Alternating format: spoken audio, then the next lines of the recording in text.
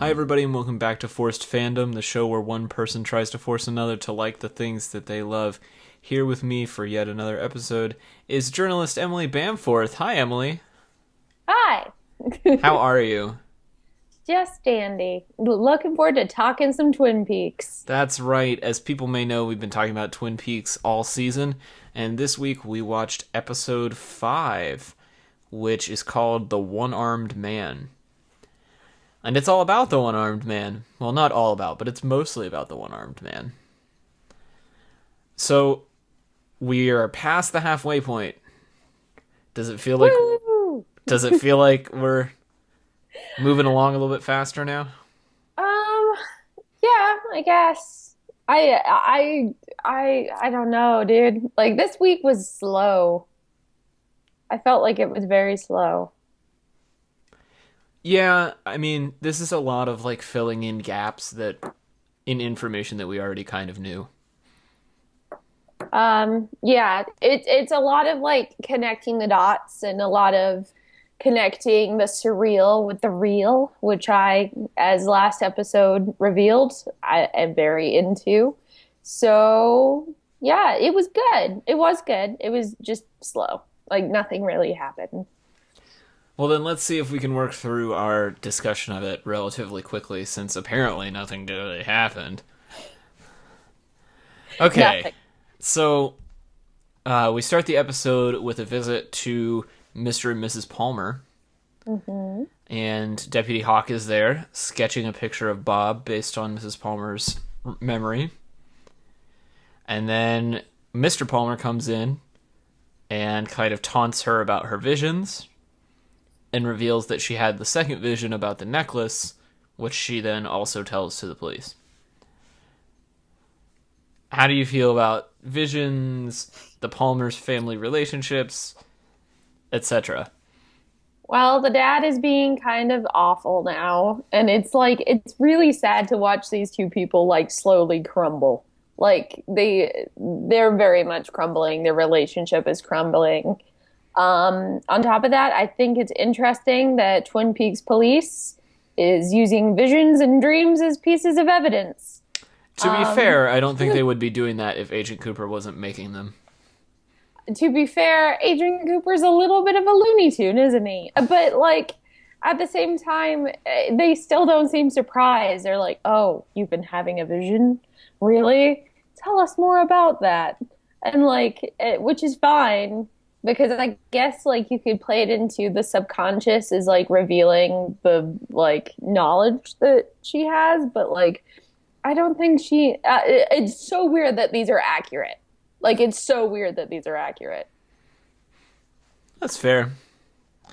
Um, yeah, I mean, nothing else really happens in that scene. And then, just as a side note, they use Invitation to Love to get from that scene to the scene at the sheriff's office. Have you noticed Invitation to Love at all? It wasn't that the thing he was watching but right before the cousin came in. Mm-hmm. Yeah, I read in one of the recaps that they did that on purpose to reveal like like they were using a stupid trope and they basically like caught themselves, like poked fun at themselves for doing it before anybody else could. Yeah, it becomes this sort of thing where, like, Twin Peaks gets accused of being a primetime soap opera, and so their solution is to create a soap opera within the show. Actually, I've seen plenty of shows that do that. Jane the Virgin does that. Mm-hmm. Ugly Betty did that back in the day. Uh, that All thing. coming after Twin Peaks, of course, but yes. No, I'm not saying, but um, they did it. They're probably inspired by it. I could see this a lot of like budding television writers seeing this and it kind of filtering into their subconscious a little bit. I mostly just bring this up because I think Invitation to Love is kind of ignored as a part of this show, but it Mm. creates some really great moments, like this scene with Lucy where Sheriff Truman asks her what's going on, and she rattles off the entire plot of that week's episode before telling him what's actually going on at the station. I love Lucy so much. She's She the is best. everything.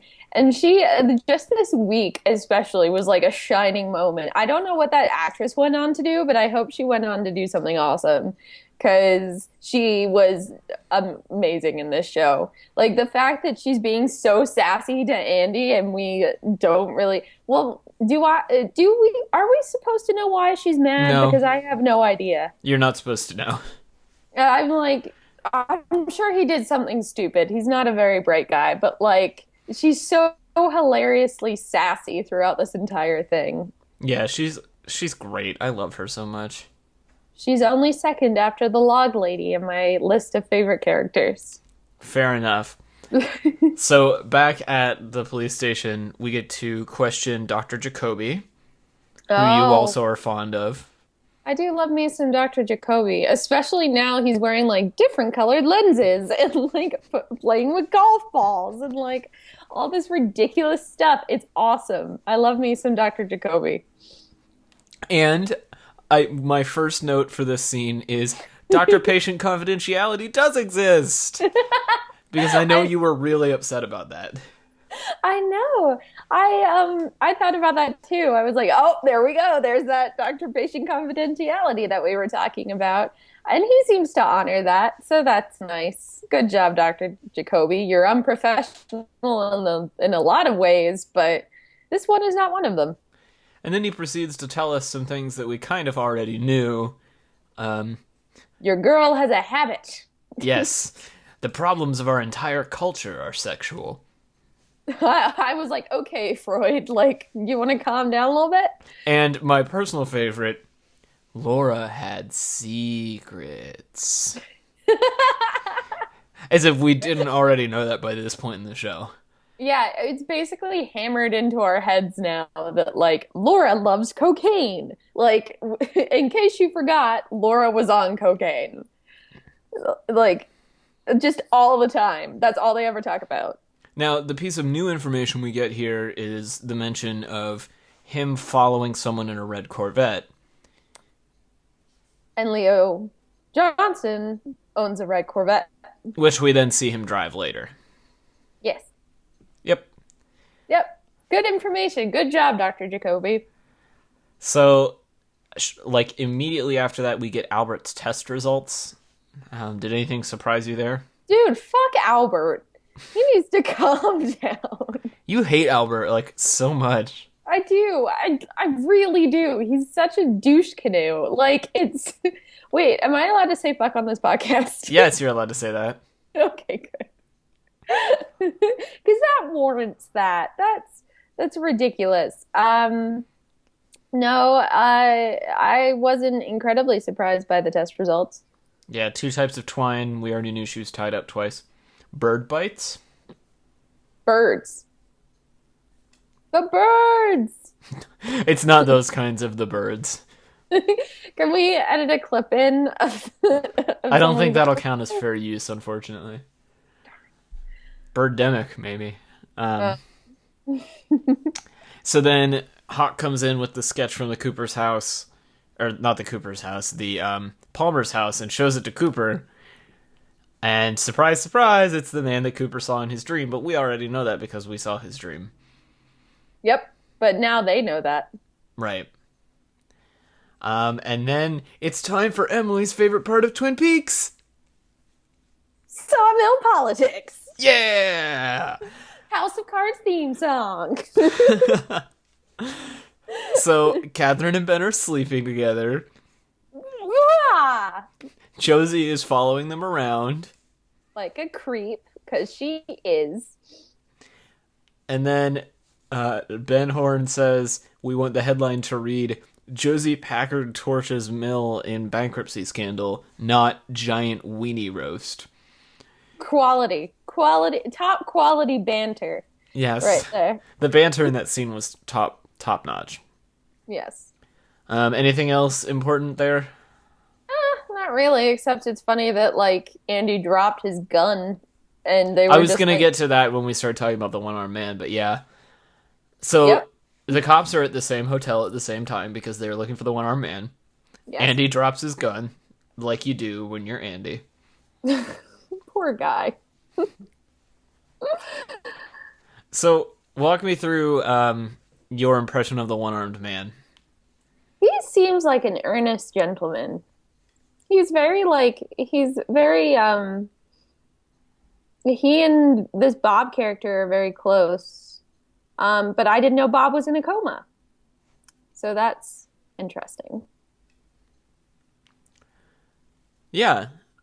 He says he lost his arm in a car accident. Yes. And the tattoo on his arm said Bob. Yeah, that's kind of weird. They're very, very close. Like insanely close. Yeah. And that's really all we get out of the one-armed man in this episode. He's selling some shoes. He is. He is indeed. And it's funny that he only had one type, like the right shoe. Well, it's his sample case. Yes, but it's funny because he only has one arm. And so Right. he's like selling something, but I thought it was amusing. No, it is. It is. It's meant to be. I lolled. I'm glad you lulled. So after this, Audrey and Donna are in the bathroom and they're smoking cigarettes because, As all the cool girls do. Yeah. Smoking in the bathroom. Um, Audrey continues to be the most punchable person on this show besides James. I was going to say, fine. besides James, right? Yeah, Donna is actually fine. She like kind of just levels out at this point for me. But like Audrey is ridiculous and continues to be.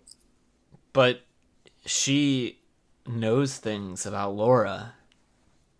No, as she says. And she's if I was Agent Cooper, I'd be very concerned because she has like this whole big thing.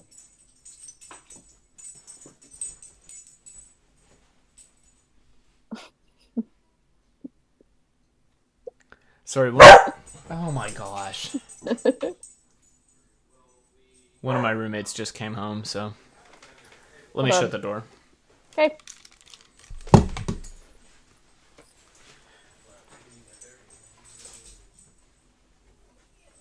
Hey, are you going to be here for a bit? Yeah. Okay, I'm going to shut the door. I just didn't want to shut him in there with me. Oh, no, we'll be here.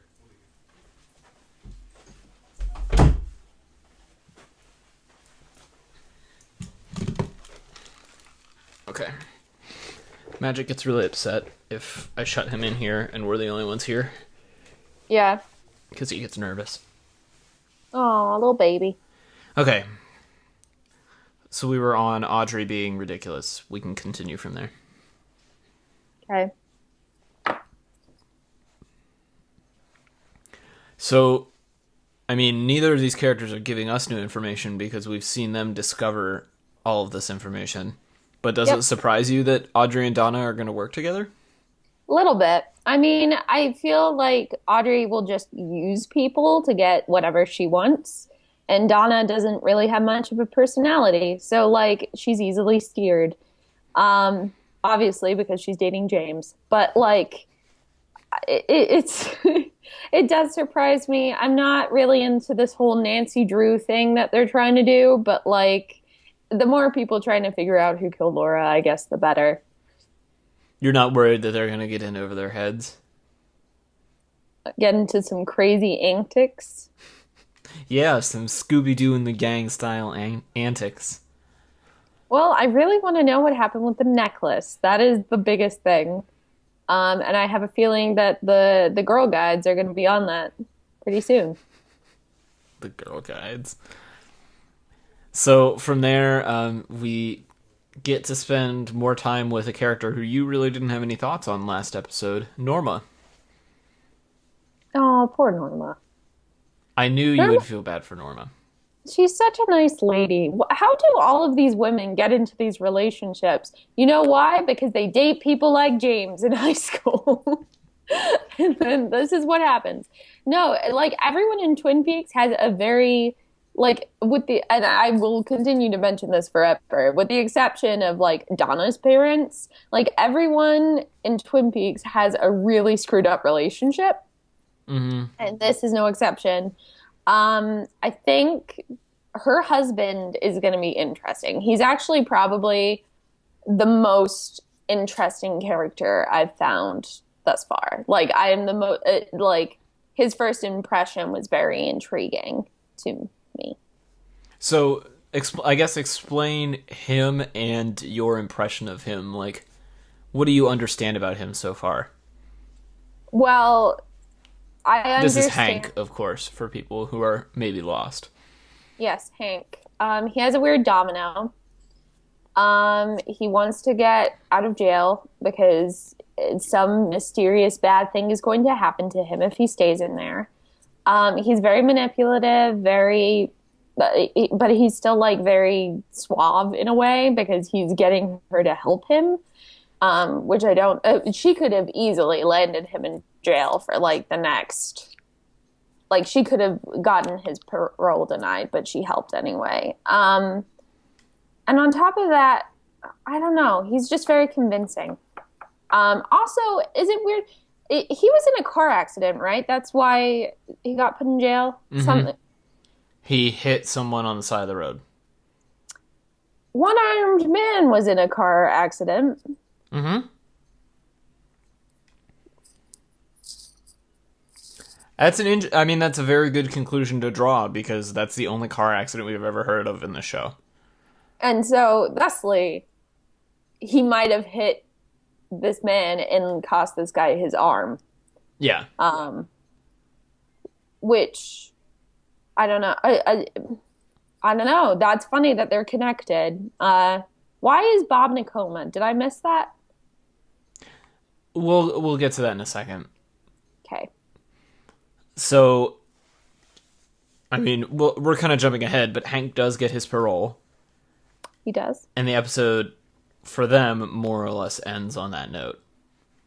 Well, it's sad because Norma is talking to Shelley, right? And she is like being this very maternal figure for her and like giving her escape out of her like abusive relationship and like taking her for manicures, and that's what she seems to love to do. She seems to love being that maternal figure, and when her husband's out of jail, she's not going to be able to do that anymore. She's going to be in a position that Shelley is in. Well, she's also talking about divorcing him to be with Ed. Yeah. Which isn't going to happen now. No, it's not. I mean, I like Ed and Norma together. I like, now that I know a little bit more about Norma, I feel like it's definitely, like, they're definitely good together. So, moving on from there, we'll get to the veterinarian's office. Yes, with the random llama in the Yes, middle? I knew you would love the random llama. I love that Adrian Cooper nearly makes out with the llama. Yeah, almost every time this episode comes up on like Netflix or whatever, the thumbnail is that shot. But him just going, Yeah, in the "Your face of the llama." llama. I love it so much. So they're at the veterinarian's office, and the veterinarian's name is Bob, Yes. and he is presumably in a coma. So thusly, once again, as what was that line that Adrian Cooper said with the When things happen or when things are revealed concurrently, we should consider them seriously or something. something like that. Basically, something to when that- things happen at the same time, they're probably related. Yep, which is basically the tagline for this episode.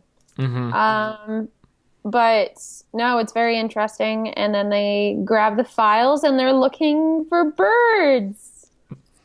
Yes, but they can't look under B for birds because Thank you, Lucy.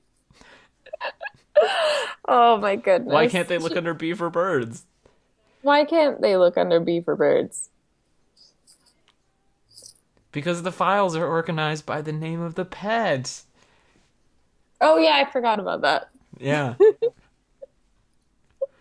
All I remember is Lucy like having some kind of confusion and her being a gem about it, but that's really, really funny. Why would they categorize it by, here's my question. Why would you categorize it by type of animal anyway? Why would you just not categorize it by like owner's name? I don't know. That's a very good question. How many fluffers are there? Like, and like waffles and like dogs named Rufus, or what's a good dog name? I What's a d- common dog name? Sparky? Yeah, how many Sparkies are there at this vet's office? Do they get? Well, they have But llamas and like exotic birds and shit, so who knows? who in Twin Peaks owns a llama? Like Somebody does. what is that for? I Like don't know. what use do you have for a llama in Twin Peaks? I'm sure someone on the Reddit will write a very useful case for why someone in rural Washington would need a llama. Probably to have a llama farm and like shave it and like use the wool. Fun fact about llama wool or alpaca wool. It's softer and more like easy to use than regular wool. And so it's like people love having things made out of it because it's much softer. I actually did know that. There was a store in the mall near me growing up that sold nothing but alpaca products. Really? Yeah. There is a alpaca farmer near Athens, Ohio, who owns like all of these alpacas, and there's a story about it in the Post, which was my college paper that I worked for, and it was great. Maybe you can find the alpaca story and we'll link to it in the show notes, even though it has nothing to do with this. So, It's gonna be like Nerdist recap. Link to show. Link to llama story. pretty much.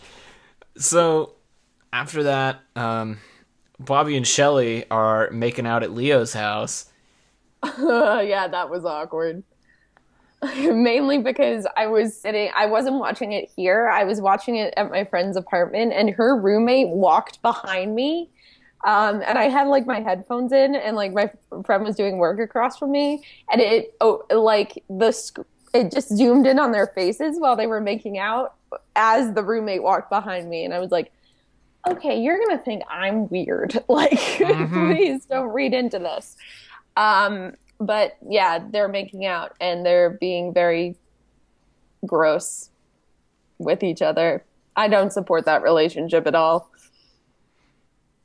I mean, she doesn't have much of a better alternative. I mean, that's true, but like she could also, not make out with like the 17-year-old. This is true. So, Shelley knows that Leo and Jacques were running drugs. Yeah, she's a perceptive lady.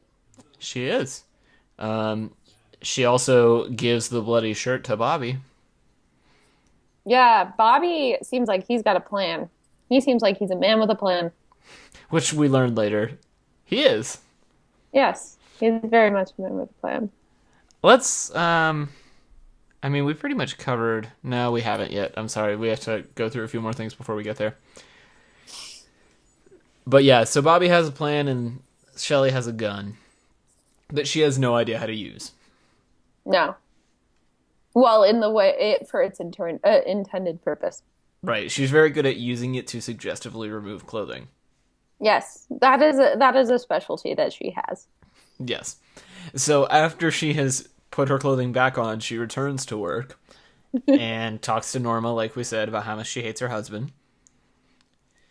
Donna calls James and they agree to meet up later. And in the process, James meets Maddie. I'm sorry. The best part of that scene was the dad yelling about the diet lasagna. Like Yes. that was hysterical. I was like, that is so true. Dad, I'm on the phone with James. I need your help. Who wants diet lasagna? Tell James to come help me. And in the meantime, James is like, maybe it's not the best thing that I come to your church potluck. Because Okay, I'm a James. bad man, says James. He rides a motorcycle. He does. He dresses like a member of the cast from Grease, so it's very important.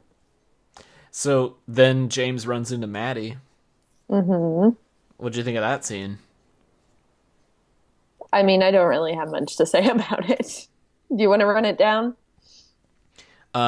He looks at her longingly from like the other side, like over to her side, and then she turns around and he sees her face, and they have a conversation, and she explains that she's Laura's cousin, And then out of nowhere, she's just like, "Do you think I look like Laura?" And he's like, "Yeah."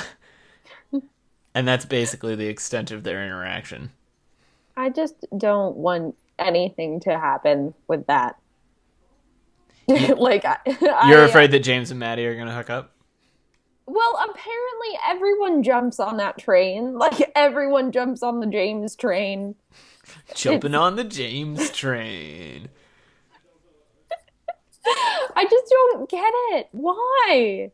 His He has a face cool looks weird. motorcycle. His face looks weird. Like, he's not a very attractive guy, TBH. Um, but I'm sure that that was weird for James. He was probably like, I'm projecting.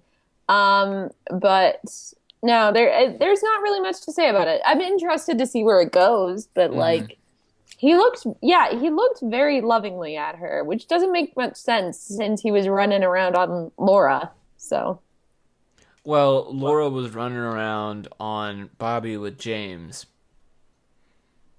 but he was running around on Laura with Donna. This is So true. This is true. he's I Laura has secrets. We got to give her a break. Yes. She's also dead, so we kind of have to give her a break. We don't have any other option. No. So then Ben Horn is on his exercise bike in And his super Audrey cool comes in. tracksuit. Oh, this scene makes me so mad. Why? Like, because she's like, Dad, I'm ready to be your daughter again. And he's like, come to me, daughter, and like gives her a hug. And it's very sweet. And it's all lies. It's all lies. And he's probably so happy. And she's such a lousy person. It makes me so mad. To be fair, he is also a lousy person. Yeah, that whole family kind of sucks, except for the brother. But like, I mean, he's lousy in a different way. This is true. So, I no, I'm so mad at Audrey. Like, I seriously want to push her off a balcony. Like, she's so bad. damn. So after that, he gets a phone call and tells someone to meet him down by the river. And surprise, surprise, it's Leo. Were you at all surprised by this? No, Me neither. And he's so discreet so discreet. in his bright red Corvette. So, what do we learn in this scene? That I want Leo to go away forever and ever. I didn't really listen to this scene, to be honest. I was just like, these are two characters that I hate, and so I'm not going to pay attention. Well, remember the French guy they were questioning in the last episode? Yes. Yeah, Leo killed that guy. Yep, missed that entirely. Yeah. So Leo's a killer. Yeah. Yeah, his body was Didn't like know in that that Leo scene. existed before. Once again, I did not pay attention. Oh my gosh. So Bernie Renault is dead and presumably being dumped in the river. And Jacques is staying up in Canada because he's afraid of Leo or something. To that effect. And then Ben Horn is paying Leo money to burn down the mill in 3 days. Yes, I got that part because of the whole headline thing again. We want the headline to read arson. Yes. Arson. All these mill politics. Just such mill politics. Well, nobody's got pushed in front of a train yet, so it's not quite House of Cards. No, we're getting there though. Mm. I'm sure we could find somebody to push in front of a train.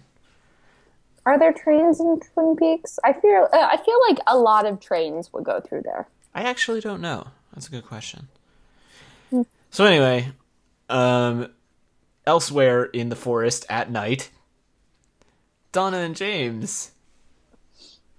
Another scene that I really probably should have paid more attention to because I hate Donna and James. Well, what did you gather? And I'll tell you if you missed anything important.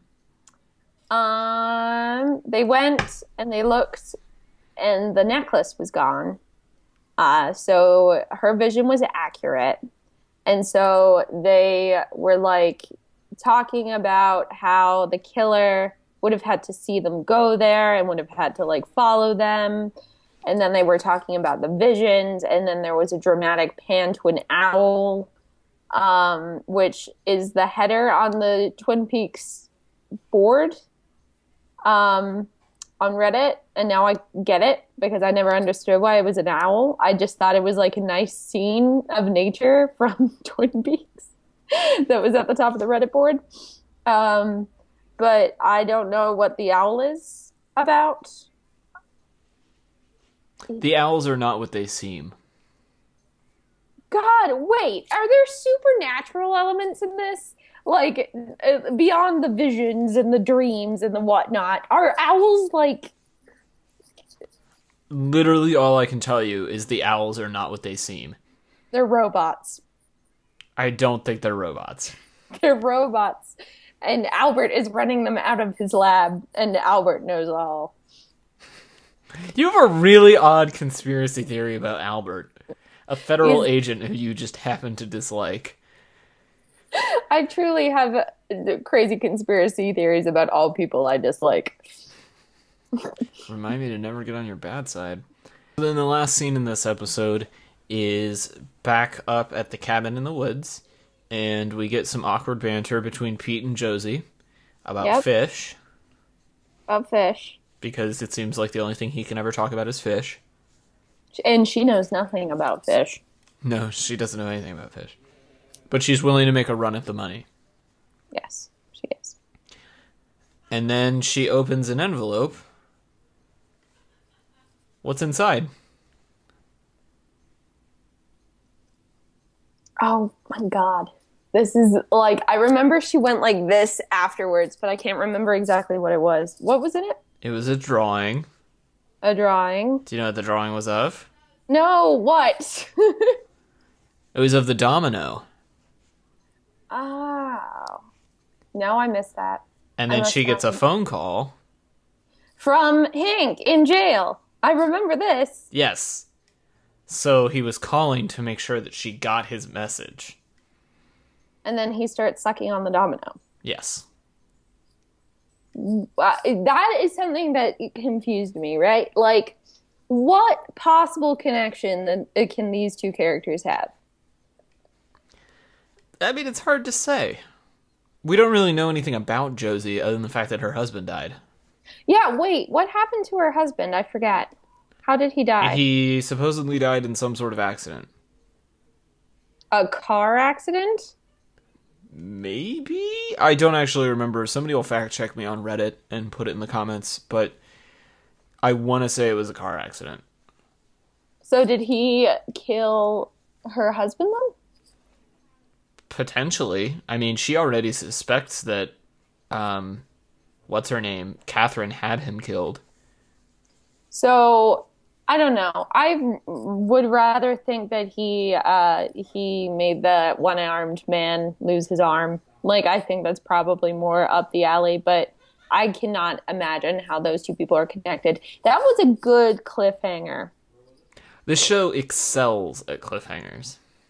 And I like cliffhangers, so this is good. I'm a fan of cliffhangers. So, anything in this episode make you rethink your theories or rejudge any characters other than feeling sorry for Norma? I now feel sorry for Norma. I like her a lot. Agent Cooper continues to surprise me every day, which is why I love him so much. I will get Kyle MacLachlan to notice me by the end of this. I swear to God. I'm being a little Audrey-esque, but that's fine. No, he surprises me because he had that big outburst because Albert was trying to file a complaint and have the sheriff fired. Or not the sheriff, but you know what I mean. And what else? Nothing changed with Leo. I like Hank. I'm glad that Hank is a character that exists. Not that I like Hank, but You're glad that he's a part of the show. Yeah. Josie continues to be nondescript. Yeah, that it.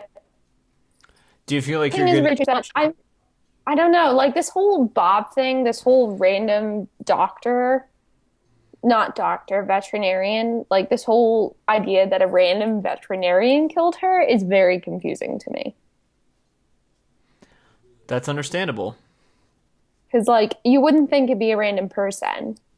I still think it's someone she knew. I still think there's going to be like this huge twist. I mean, we're not going to find out who killed her, but like, there's going to be a twist.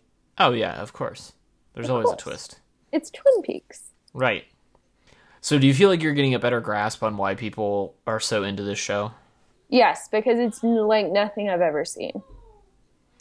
Interesting. So how does that like is that in a good way, in a bad way? How does it set It's itself apart? it's unsettling. I think it's like the weird combination of supernaturalness where there really shouldn't be supernaturalness combined with like the dark comedy part of it pretty much, and like combined with the fact that this was a insanely popular like soap opera kind of thing back then. Like it's all very confusing, and I don't it's just different. It's intriguing. It's not like if I had to rewatch this, I would rewatch it over and over and over again. And I don't think I'm going to continue watching it past the 8 episodes that I have to watch, despite all the nice people who want to get me out of it. Um, it's, I don't know. It's interesting. I definitely understand why it's a cultural milestone. Good. That was my hope going forward with this initially was that you would understand that. Now I just have 3 more episodes to convince you to watch through the rest of it. I hear it gets real bad in the middle of season 2. Oh, it does. It's so bad. But at that point you just feel like you have to know what happens. I don't think I will feel like that, but we'll see. Well, if we get to that point, I can always tell you which episodes to skip because there are episodes that you can probably skip. Okay. Good to know. All right, but until next week, we will be watching episode 6, Cooper's Dreams. So if you're watching along at home, you should do that.